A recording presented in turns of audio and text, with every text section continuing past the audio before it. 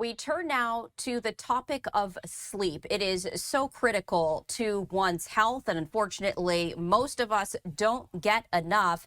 And now there is a new study that links night owls to heart health concerns. So according to new research published by the Journal of the American Heart Association, middle-aged and older adults, especially women who were more active in the evenings, had poorer cardiovascular health compared to their peers who were more active during the day. Researchers reviewed health data from more than 300,000 adults to assess how a person's natural preference for sleep-wake timing impacted their cardiovascular health. Joining us now is Dr. LiveNOW, who is a board-certified physician and the author of Never Let Them See You Sweat: How Science Can Help Us Harness Stress for Success. And Dr. LiveNOW, we appreciate you joining us here on Live Now from Fox. Thank you for having me, Stephanie. So before we delve into the study itself, can you define from a medical standpoint what exactly is a night owl? How can people identify as one? Well, it's an evening chronotype, as they call it. And basically, it's people that prefer, they stay up late, they sleep in, and they're just more active in the evening hours. They're more comfortable. But what was interesting with this study that you spoke about, it did look at about 300,000 people, and there was a 16% increase in cardiovascular disease. And they looked at these parameters that the American Heart Association looks at for heart health.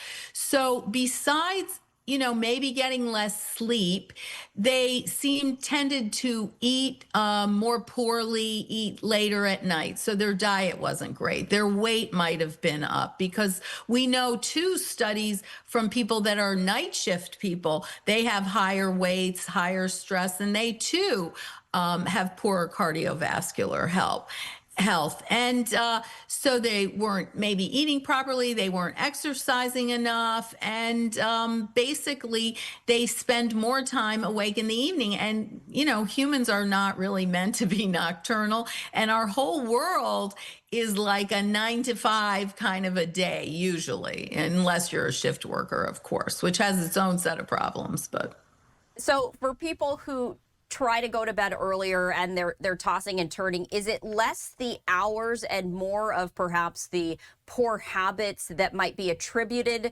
to that time of the day? Or is it actually the time itself when folks end up going to bed that leads to poorer cardiovascular health? well, that's a great question, Stephanie. And truthfully, it's like a combination of both, really. But the other thing is it's this circadian misalignment.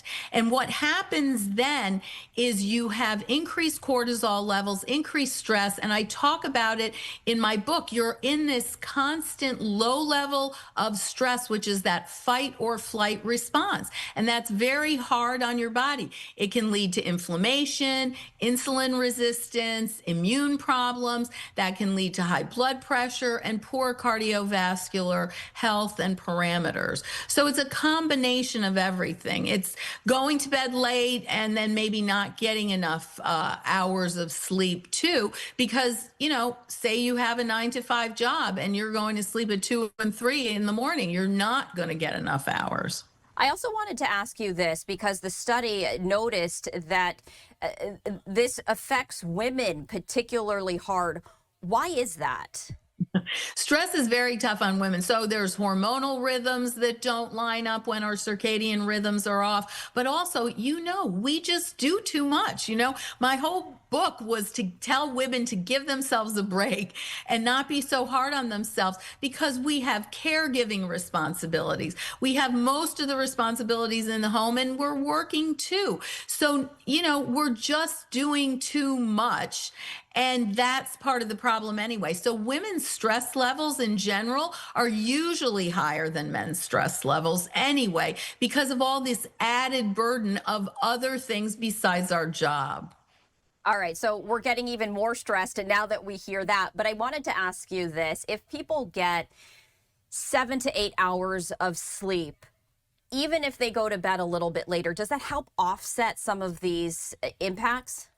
Yes. So the quantity of sleep is kind of just as important. So if you get a good 7 hours of sleep, say you're going to bed at 1 in the morning, but maybe you don't have to be in the office or to work until 10, and you get some good sleep and you eat healthy during the day, and you try and get a little exercise too. Say you go in later and you exercise in the morning. Those things can counter it. It's really those people that are really night owls where they're going to sleep very late in the day. They're not getting enough sleep. And then their high levels of cortisol because of lack of sleep. It's like a vicious cycle with cortisol, lack of sleep, and everything like that. So you can work on some of these things like eating healthy, exercising, trying to make sure you get enough quantity of sleep. So. It may not be possible for everyone, but you were talking about the circadian rhythms. Ideally, from the health and medical standpoint, when should people try and wind down and go to bed for the biggest health benefit?